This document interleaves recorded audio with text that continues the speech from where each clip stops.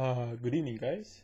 Well, we are ready to test the X-65F, the throttle, and that is not the throttle, the stick, and the throttle. We should actually put this thing back to 0%. I know I have advertised this thing as the X65 system with the plastic pedals, but right now I'm not using the plastic pedals. I had massive trouble trying to calibrate the plastic Saitek pedals, the $96 versions. Now I'm using the $170 aluminum ones. The reason is it just won't work in this game. It doesn't zero out. It's horrible. I didn't like it at all. At the same time, the throttle is a little bit finicky. Getting the throttle to work, I actually ended up just calibrating one of these throttles and then lock them together in order to work. Or if you just try to calibrate both of them, it won't. The game detects these two throttles as two different axes, and it just goes haywire. Currently, we're looking at War Thunder, and War Thunder does not have a profile for the Saitek X-65. This is that joystick that does not move. It just has these magnetic sensors around it. And it's a little bit different, so configuring everything has been finicky, but it should be mostly working. The airplane that we're going to play with is this guy right here, the P-39, the Ira Cobra, a World War II airplane. I think World War II. I mean, I'm not a big history buff. And again, we have the Track IR installed, so we're going to be using the Track IR, and let's take this baby for a test ride. Yeah. Let's get our feet. Actually, this table is really low, so Alright. IR5 is working. Let's center our view right in the middle of our face. There we go. Center this, and there you go. I wonder if I should play this from this view or not. I guess we can start on the outside. There we go. So everything seems to be fine. Let's just slowly take off, increasing throttle to WEP, which is, I think, War Emergency Power.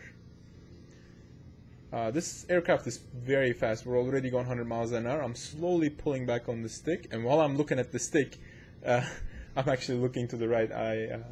There you go. And the gear has been automatically restricted by the autopilot, not the autopilot, by the instructor. That's what they call him. And I actually prefer to play with that stuff myself. I should actually turn that stuff off. Pulling back a little bit on the throttle. This aircraft is, I'm actually a little bit cheating because I did I'm going to do, I don't know, what the order is going to be of the videos, but when I did the CH products, I tested the A2. I think it was an A2. It was a big, heavy attack craft with dual engine attack craft that was not very maneuverable at all, so I couldn't do all the cool moves with it. But it's okay. So far, everything is doing great. What I wanted to test is these buttons right here. Currently, these F1, F2, F3, and F4, they, oh, this is getting annoying, moving my head. Okay, I'm just going to look straight and talk. They changed the sensitivity of the stick. So right now I just put it in the hardest setting. Like right now it takes the most amount of pressure for me to move the airplane. So I'm putting a little bit pressure to the left right now, and I have an extremely small. The good thing is I can put really small movements right now. Like I can actually really adjust it. And now I'm really getting, I'm sorry, that's my head. I'm really getting on the stick right now, trying to like put the nose down. I'm pulling hard on it, trying to bring it back up. It takes a lot of power, a lot of strength, trying to move the airplane around. Going to setting number 2, and things are a little bit easier. Still kind of heavy, but a little bit easier, a little more usable. When I go to F3, things should be fairly easy. I don't feel a whole lot of difference from F2 to F3. It's customizable, but I didn't mess with it yet. And then F4 should be just twitch. And now we're at F4, and this is the setting where you can do all the acrobatics without really putting any pressure on the stick. So let's start with the let's get a little bit altitude and get up and do an Immelmann. Once we do the Immelmann, we'll know how nimble this aircraft is actually. What I'm going to do is I'm going to climb to 3,100 feet or so, By the way, I don't know if this move is really called Immelmann. I think it's called Immelmann. It may be something else. What I'm gonna do is I'll describe you what I'm gonna do. I'm gonna fly that way, and then I'm gonna turn like this. And once I turn like that, I'm gonna just do a half. If I don't crash, I'm gonna do a half loop. So basically, my airplane is gonna go do this, and then it's gonna do that and come back. So I don't know what it's called. I think it's an Immelmann, but anyways. So let's just do that. We are at 4. Okay, we'll try it at 4,100 feet. Not a problem. I'll get on full throttle and turn the airplane and just pull back hard on the stick. Well, I can't even control it. This is really. It was a little out of control.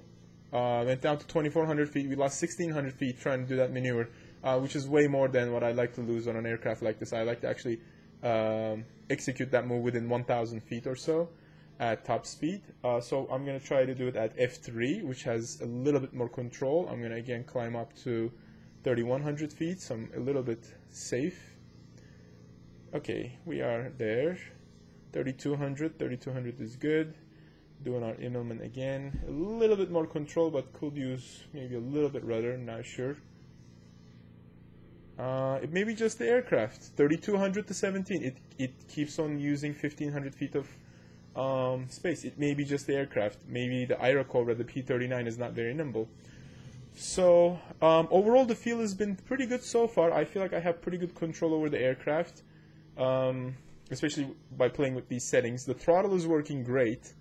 Throttle is working excellent, actually. I wonder if I can land this thing on this carrier.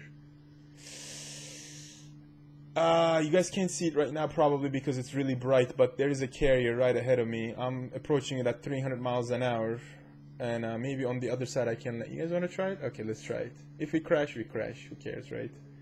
I can't even land on a carrier with a mouse, actually, so I don't know how this is going to work out, but okay. Let's put the landing gear down. I think it's this button. There we go. And then my flaps are... I have no idea where my flaps are. Which button were my flaps? Was it this one? Nope. This one? Nope. How about this one?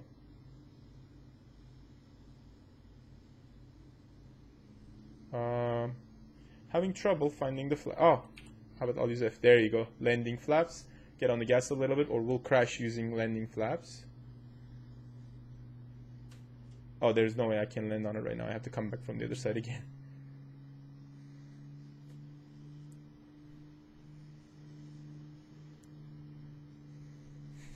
This is the funniest thing ever, Iracobra trying to approach a carrier at 150 miles an hour with the landing gear and the flaps down. Okay, there's the carrier, I think. No, that's not the carrier. Oh, that's not good. I'm crashing. Where is the carrier? I should look for it. Oh, there it is. Whoa, whoa, whoa. I really need to get rid of these flaps. Oh my goodness. Okay. Alright, well, I'm not gonna try to land. I can't land. I'm really not used to this joystick whatsoever. I don't know what I'm doing. I don't want to waste your time. This is this is a good joystick. I like this joystick. I like it better than the CH products. It's a little bit more expensive, but it's worth the money. Next up, we're gonna try the Warthog. See how the Warthog holds up. Thanks for watching. See you in a bit.